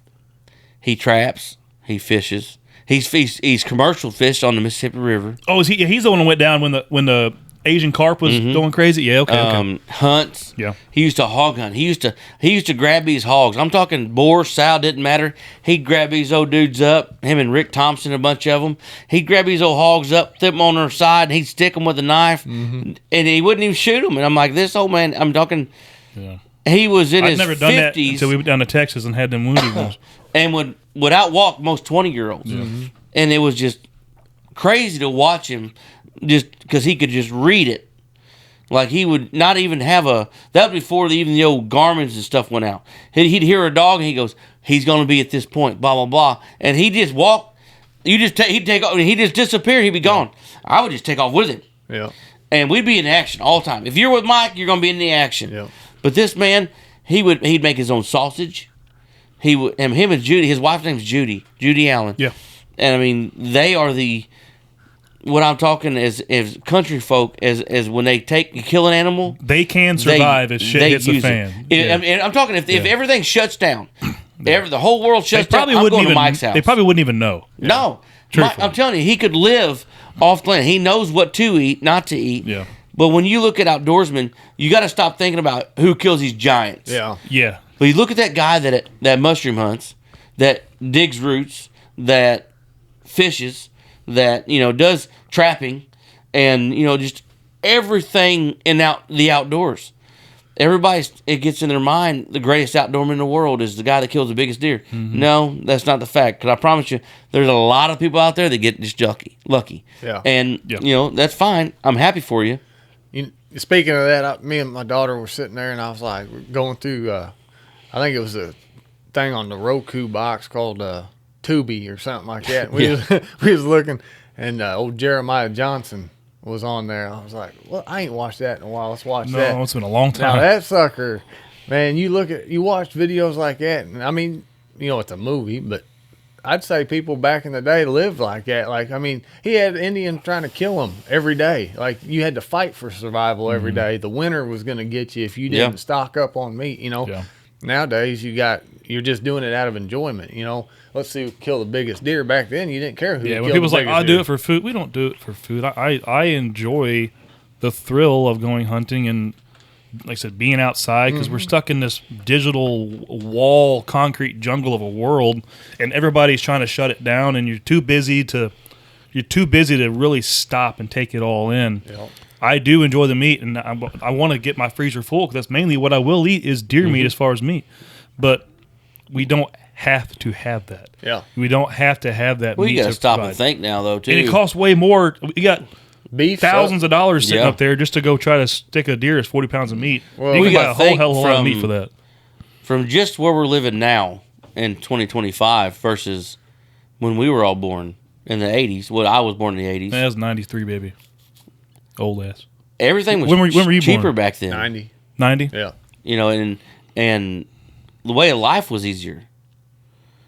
In my mind, I'm like, you hear stories from people back in the day, they'll tell you, oh man, turkey hunting, you could get on this bird, and then if you messed up on that one, you go, and you wouldn't have to walk 100, 200 yards. Get on that bird, get on this bird. Like the kids and Alexa, I want you to take me turkey hunting. I said, as soon as I can get on turkeys to where I have more than I can kill, which is never, like, you're not going to like it because we're going to be walking and walking and walking. Mm-hmm. You're going to be like, where are they at? And you're like, first time I ever took my wife turkey hunting, we went up there at the deer camp. We walked up by the pond, and I mean, we shot up this ridge. And I mean, this sucker's, when you're standing there, you're looking at it like it. Yeah.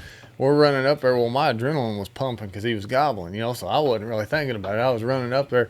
We get about halfway up the ridge, and my wife's like, and I was like, shh. And she's like, don't you shush me. I took my niece turkey hunting one time, Emily. Yeah. Son, I've never been so mad in my life. I knew she wanted to go turkey hunting. So weeks prior, I'm planning. All my kids are way too young to go to youth turkey season.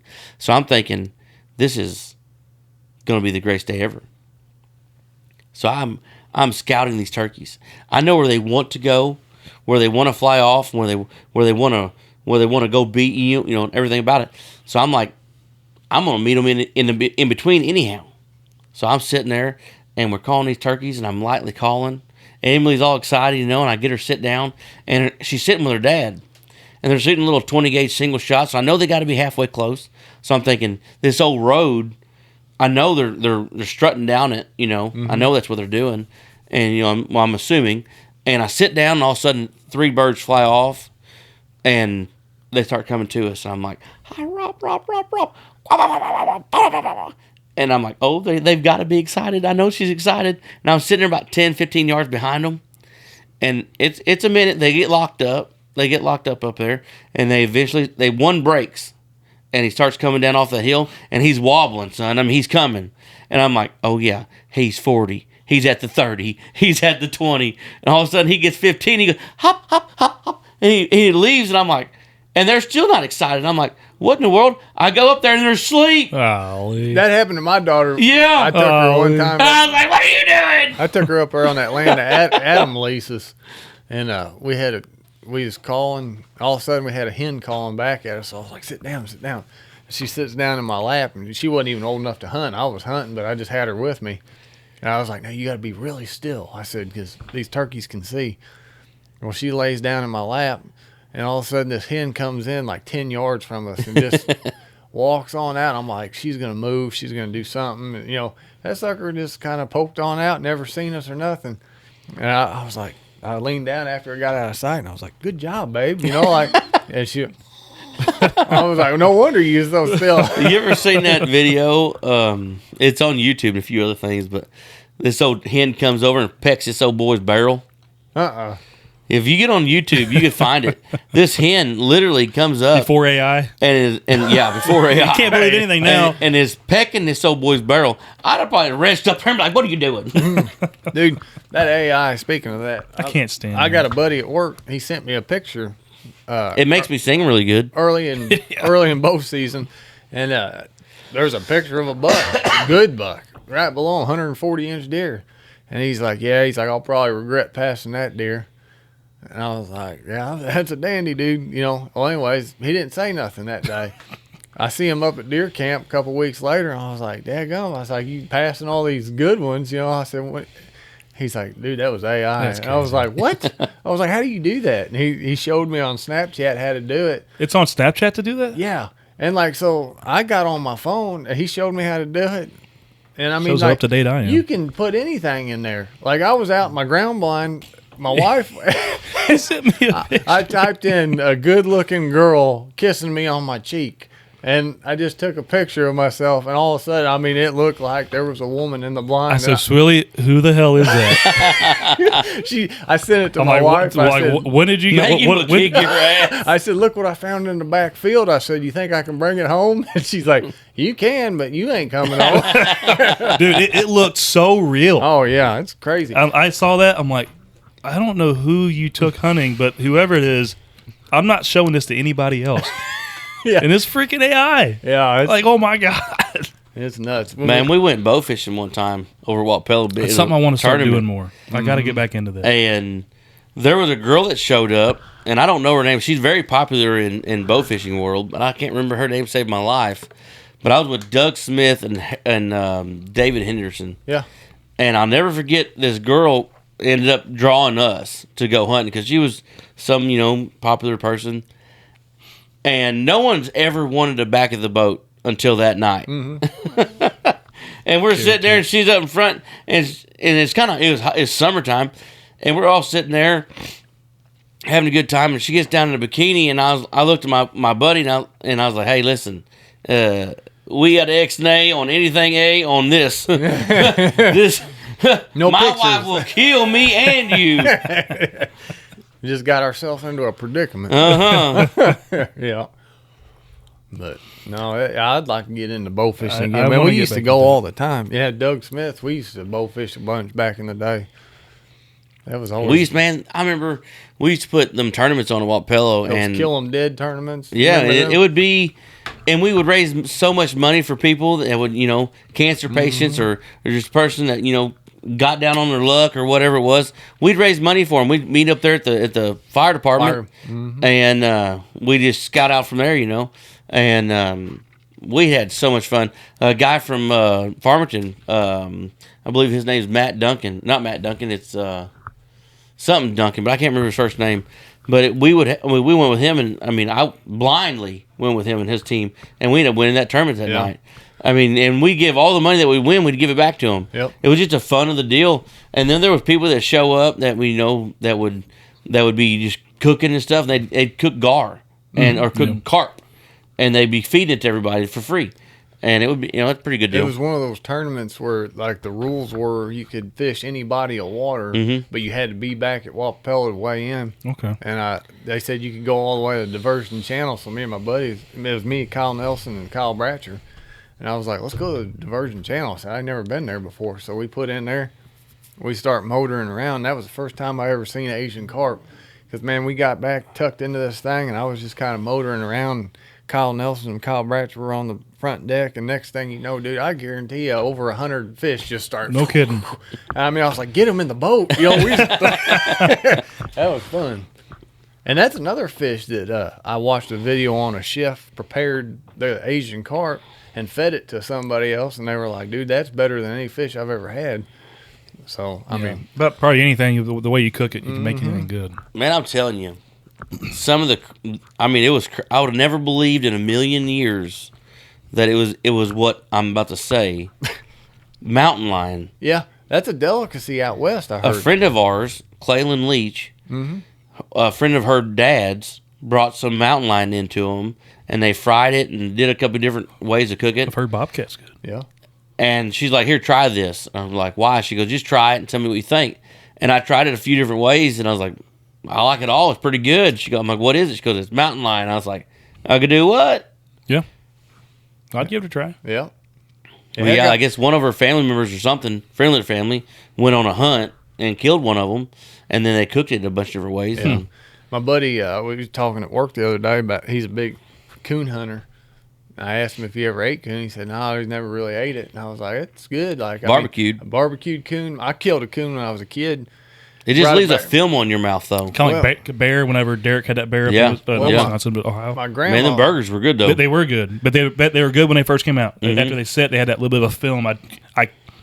You just feel it on the roof of your mouth. Yeah, I'm thinking maybe what a raccoon would maybe do. So my grandma was born back in 1921, and I was talking to her. She said she's old. She used to eat possum and coon all the time, and she said the secret is she called it paraboiling or something like that. You boil it in water for a little bit, and that'll take all that grease out. Huh. Well, coons got beans in them too. Beans? Yeah, you got to pick the beans out. Really? Yeah, they got these little balls in them that you got to take it out of them. Like a tumor type bean or something, or in a sense, a pinto bean. That kind of looks like a pinto bean in a sense. I'm being serious. Really? Yeah, they have beans in them. You got to take those beans out, and if you're gonna barbecue the whole thing, you got to take those beans out before you do it. Nah, you can't flick the bean. You get flick the bean, it gets real wet. Well, I used to have a whole collection of old Arkansas toothpicks. Coon winners. Oh, no kidding? Yeah. You ever got one of them? I think I own one. The guy I used to coon hunt with back in the day, a long time ago, Kurt Condre, he killed a big old boar coon one night and gave me the wiener off of it. And I was like, what in the world? I've never heard that. Yeah, you never heard that? No. I dried this thing out and it turned pure white. Yeah. I mean, it was a deal about yay long and it curled and had a little bit of almost like a ball sack looking thing at the end of it. I'll be damned. I kept that thing. I shit you not. I kept that thing for years till my house burnt. Yeah, my daughter. I've never heard of that. When she was younger, she was going through one of my boxes, and I had a couple stuck in there. She pulls it out. She's like, "Daddy, what is that?" I was like, "That's a coon pecker." Yeah, you should. What I was always told was a Mississippi toothpick. Yeah, Arkansas toothpick, something like that. Yeah, you learn something every day. Mm-hmm. Yeah, I always wanted to make a necklace out of them. You know, people use them spurs. Somehow they got the turkey spurs. We're going to put coon penises on our neck. Yeah. We from the hills. Tell me you're from the country. Cool. That's hilarious. I'm going to start killing coons. Just for they say you can't, what are they worth? Is it more than their pelt? Well, I don't know about that, but, they say you can't, you can't eat the horns or nothing. Booner? But you can stir your chili with them. I guess you can do the same thing with the coon pecker. Just stir your chili with it. It'd be funny to have some city person or something, like some lady, and be like, "Here, you want to stir your tea or something like that, and give it to her." What is a that? Delicacy. That's a coon pecker.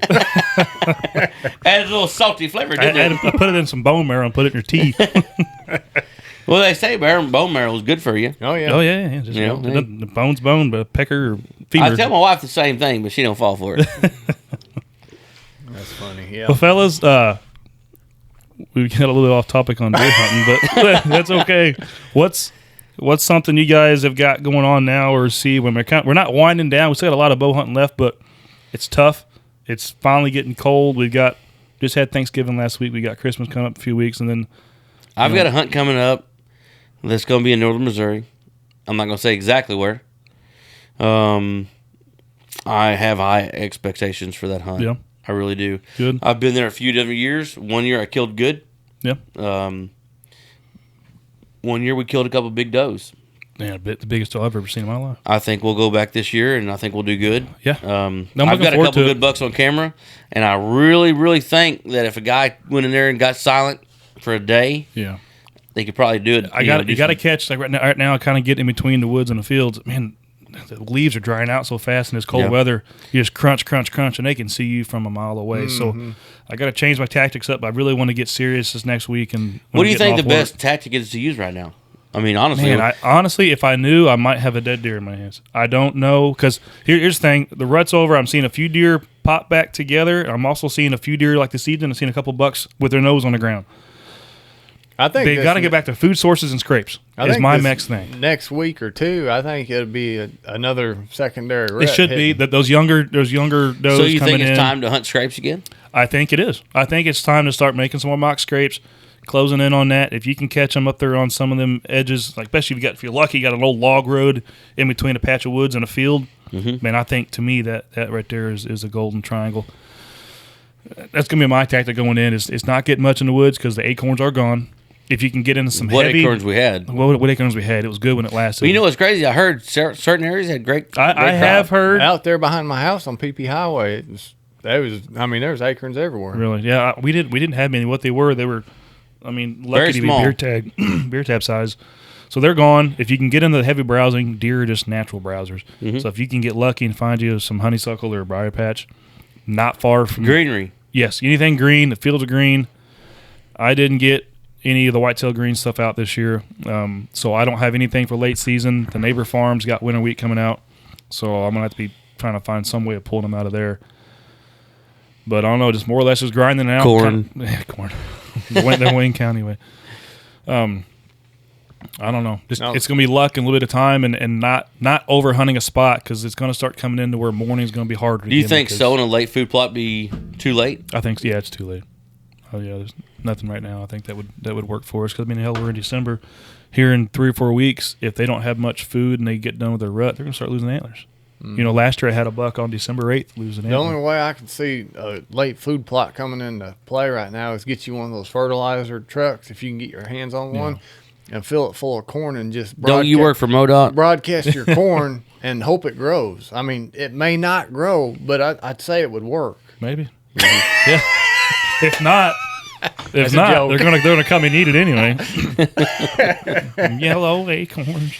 No. I think it's going to be the right place, right time. Yeah. If you can go back on history and just look at what bucks have done in the past, I get a lot of deer right now coming in the daylight, and I've had a lot of deer that second and third week in December coming in the daylight, checking the last few does, just getting back into food pattern. They beat themselves to death searching for does. They're worn down. I live right next to the state park, and there's deer constantly funneling through there. Yeah. They're going to that state park, but you can't hunt it, of course. Right. But there's a lot of browsing within that. But within that area, you can get in between and maybe get a lucky chance. Yeah. And I've hunted there before and had a good success. But the problem is what's that happy spot? Mm-hmm. In any hunting area right now, you're getting to where they need to find something to eat. Yep. So you got to find the greenery. And then when you don't find greenery, what are they eating? Mm-hmm. If you're in the middle of nowhere and there's nothing but timber, there's greenery somewhere. You just got to find it. Yeah. They'll find it. And you got to get in there. You got to get in there where they're moving and get close enough because they're not going to move that far. Mm-hmm. They're no longer running miles at a time. Quarter mile, half a mile at best, I would say. On average, a lot of deer right now are locked down. If they're not locked down, the rut, Yeah, it's winding. It's on the tail end of that first good section. But in the next week or so, I think. I haven't checked the forecast. That's going to be the deciding factor. I saw the night that the moon is high and very, very visible early in the afternoon, and I saw a shit ton of deer. And we had the weather last night. You worked in it. Yep.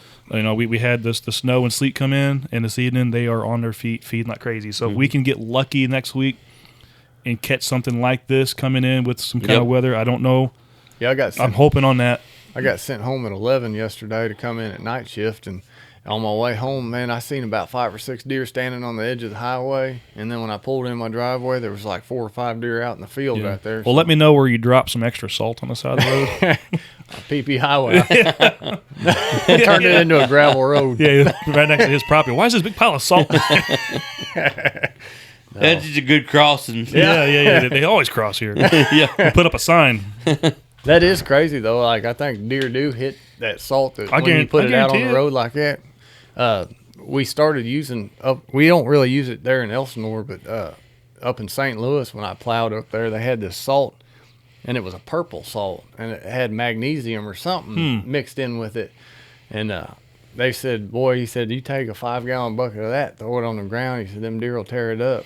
We see a lot of magnesium in mineral compounds. We used to have something we used to put out on the highway. I've never used it since I've been there, but they called it beet juice, and that may have been what it is actual beet juice. We run it at work. That's what we call it. I don't know what it is, but it's a de-icer. It's a de-icer. Yeah, it stinks to high heaven, but they say you can pour that on a stump, and the deer will. You ever smell deer piss? That stinks to high hell too. I don't know what they're after, but it ain't.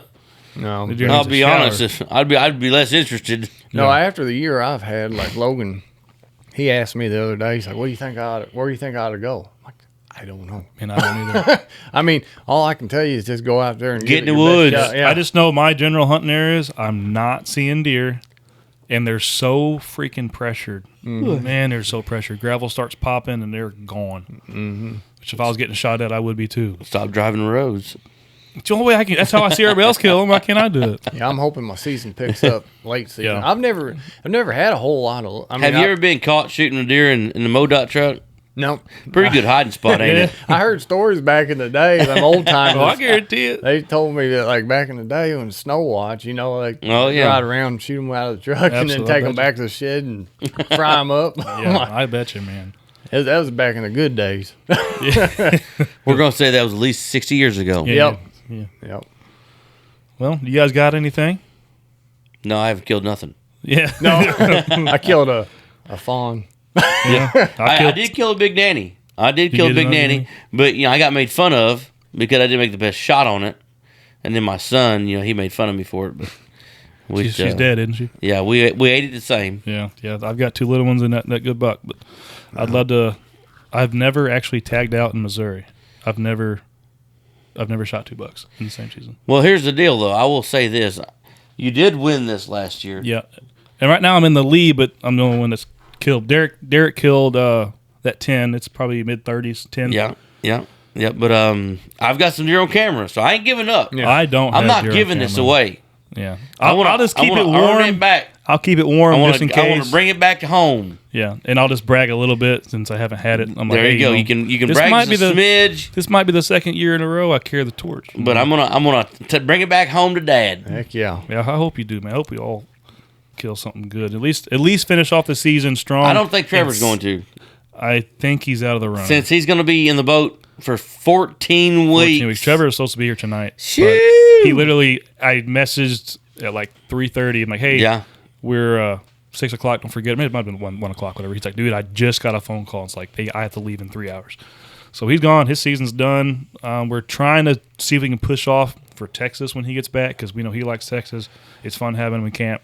And Derek's wanting to come down too. It'd be nice if we can get the group together. Swilly's talking about coming down.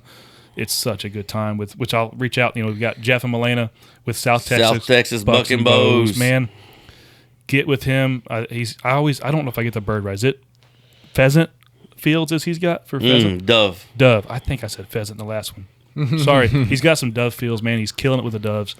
He is an awesome Everybody feller. thinks though these high fences, it's all easy. Not easy. Let me tell you something. Hard. Son, there's more cactus out there that make you more mad than a bitch slap rattlesnake. Yeah. You don't just take off in the woods. It ain't happening. No. Everything out there will kill you. Yep. If you're wanting to sneak up on something, good luck. That mesquite and cactus will eat you alive. Son, there's a piece of my camouflage that's still in Texas. I think I still got some Texas in my camouflage. I found freaking cacti, whatever you want to call it, in my damn fleece lined pants for a long time. I'm telling you, I get my best snoring down in Texas. I think I'm going to be right there with you. I'm a snorer now. Ooh, son. Yeah. Them beds down there are so comfy. Really? Oh, man. And they got, the perfect accommodations. And she gets these breaded tortillas. And she makes this salsa. Buttered tortilla. Son, if you put this salsa on here, it's like heaven in your mouth. Dang it. You melt some butter on this tortilla and put it in her homemade salsa, and it is. And she makes these homemade tamales.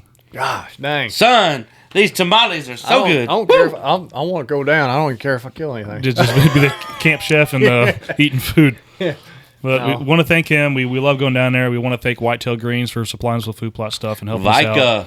We got Vika Camouflage this year. I'm loving their stuff. I've spent a lot. They've helped us out a lot. It's comfortable. It's efficient. It works. It's good quality stuff. I really am glad we made a switch to that this year. Thank you guys so much. We want to thank Ronnie Kaufman. I said Ronnie Coleman. I realized that today when I watched the podcast. Yeah. Ronnie Coleman was a bodybuilder. A little bit different industry. But Ronnie Kaufman and Brad Muse down in Oklahoma for the mineral and protein supplement.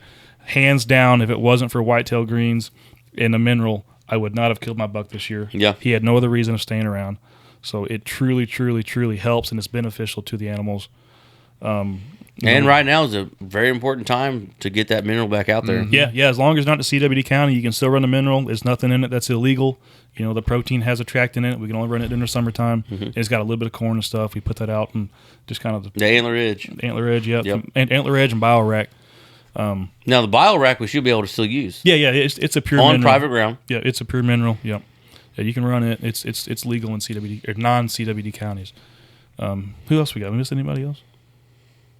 We talked about some mission game calls, some custom calls from them. They do turkey calls and some grunt calls, and he does everything homemade in his shop. That's what he does for a living now. He does a really good job. Yeah, I've seen some of them calls. They look good. They sound good. I got to get a read for mine because the kids took my read out and I can't find it. Yeah, I started using Cole Wallace's calls a few. Yeah, Cole Wallace. What's his brand? You would say something like that. I would say something. It is something. Speak the truth or no? Straight talk. Straight talk? I think it's straight talk or something like that. If you look it up and you can't find it, get a hold of us and we will get you in touch with Cole. He's going to be on here soon. He will be. He is a very, very passionate outdoorsman. He absolutely loves turkey hunting. The guy's nuts. I have no idea why he loves turkey hunting, but he does. I can tell you why. Yeah. I am what it is. But when me and Cole get on here, it's going to be like the red words in the Bible. Yeah. Ain't nothing but the truth. Ain't gonna even talk. I'm just going to sit back and relax and listen and go, Be like the old time, scum. Yeah. So what bow are you shooting? Right now, I've got the Matthews Triax. Matthews Triax? Yep. Okay. I've got now the PSE Mach 30 and RX-8. RX-8. RX-8. Yeah. Which I'm about to switch to the RX-10. RX-10. Damn. Yes, sir. Is that a 10-inch brace height? Yeah. Or is that what or not brace height, but what is that called? Well, there is a brace height, but it's identical to the 9, except they've got the new tuning system. If you ever, it ain't like this, but it is kind of like the bridge tuning, whatever it's called, the lock tuning on the Bowtex. They've got something like that, but even easier. Really? It's supposed to be one of the most simple tuning systems that there is. And they got that new color out. They do have the Georgia Clay. It's kind of sexy. It's kind of growing on me. Personally, if I was going to buy another bow, I would buy the AX3. I really liked it after shooting it. I love my RX-7, which I'm going to sell. If you guys want to get a hold of me, I'll sell it too. But the 9's shot so good. Well, when we was in TAC in Indiana, I shot a few different bows. The Prime, which was... I like the Prime. Yeah. Crazy. I like the way it looked like a high school project. They still got the double cams? Yep. They've got different sizes now on axle to axle. I love the way a Prime holds because I'm naturally... Talk about people shooting crossbows because of shoulder injuries. I've had shoulder surgery. It hurts when I shoot bows. Kinda. I get fatigued, and I tend to want to drop on target, and I got to put a lot of back weight on it. But with that center grip technology, it kicks your bow out, and especially if you can get one with adjustable grip, the more you have angled on your grip, the more it's going to tilt your top of your bow back without having to add a bunch of weight. I like the way a Prime holds, and it's a really... they're really strong on the no torque design. It used to be the 2 cams. Now it's a single cam with a deep valley. you can grip that sucker like crazy, and you can go up, you can tap your bow, and it just fires right back.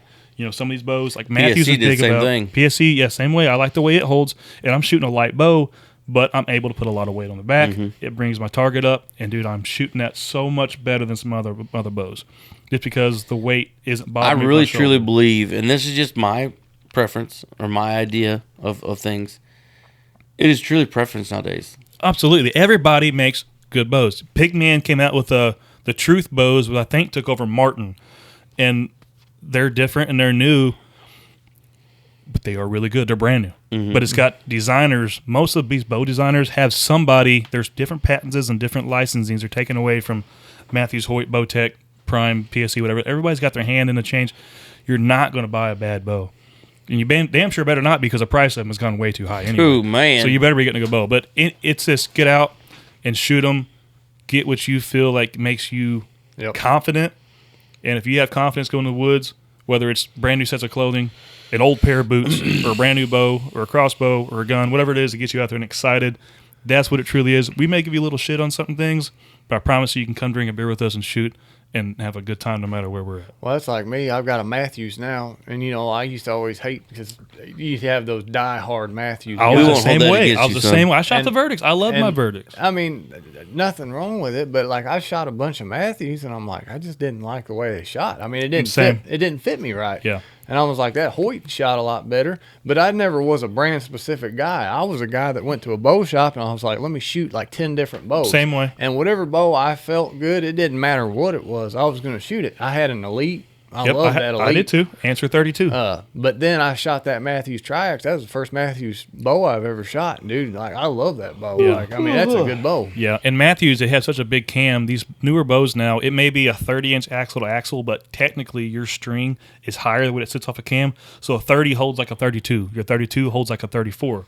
Because traditionally you want a longer bow, axle to axle gives you a better hold. That's why tournament bows are 40 inches. They're shooting small cams. You're actually getting your 40 inches. With these bows, you're actually shooting, honestly, look at that bow, you're shooting 4 inches longer than what it actually is. So you're only holding a 30-inch, but you're technically actually pulling like a 34. They hold better. There's so much technology in these bows. They are expensive, but they do have a long, long history of producing. And it's technology. It's crazy. Yep. So get out there, like, get what you feel comfortable. I think get your bow as tuned as you can. Build your arrows. That's your main thing. Get you a good rest and a good quality set of arrows, because that's what's going to be the first thing that touches your string, the last thing that touches your string, and what hits your animal. Stop it. It is. That's so sleepy. But anyways, this is my first podcast I've ever been on. I want to thank you for. Yeah, man, absolutely. Glad to finally get you on. First time for Tony Tube. You guys know Tony from the videos. This is, I think, my fourth one. We're hopefully going to continue to grow. We just want to provide some entertainment, whether we teach you something or not. That's not on me. We're just sitting here bullshitting, drinking beer. It's fun. Teach you what not to do. Yeah. Do as we. Don't even do as we say. Just take it for a grain of salt. Take a piece here, a piece there. Yeah. Kind of put your own puzzle together. Absolutely. Like the broadcasting corn. Don't probably do that. That's a bad idea. Yeah. No, you don't broadcast. You pull it and pile it in one pile. Yeah. See, we're gonna learn something. We're gonna learn something. What not to do. Yeah. But catch us on YouTube. This is Journey Unknown podcast, brought to you by Rack Attack Outdoors. Rack Attack Outdoors. Read it and weep. Stay wild. Stay wild. Stay wild. Get out there, fling some arrows, and enjoy the outdoors. We'll talk to you guys next time. Yep. Memories.